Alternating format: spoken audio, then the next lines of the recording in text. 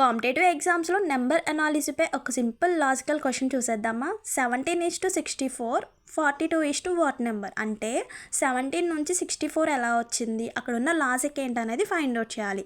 అయితే 17ని ఏం చేస్తే మనకి 64 వస్తుందో కొంచెం లాజికల్గా థింక్ చేస్తే 17 4s మనకి 68 కదా, బట్ అక్కడ మనకి 64 ఉంది అంటే -4 చేసుకుంటే 64 వస్తుంది కదా. లాజిక్ అర్థమైంది కదా. అదే లాజిక్ మనం 42కి అప్లై చేద్దాం. 42 4s 168, -4 చేయాలి కాబట్టి 4 చేస్తే మనకి 164 వచ్చింది. కానీ ఆప్షన్స్లో లేదు కాబట్టి ఆ లాజిక్ కాదు, వేరేలాగా థింక్ చేయాలి. అంటే మనకి నెంబర్ అనాలిసిస్లో మనకి డిజిట్స్ని ప్లస్ చేసుకోవడం, డిజిట్స్ని మైనస్ చేసుకోవడం అలా ఉంటుంది కదా.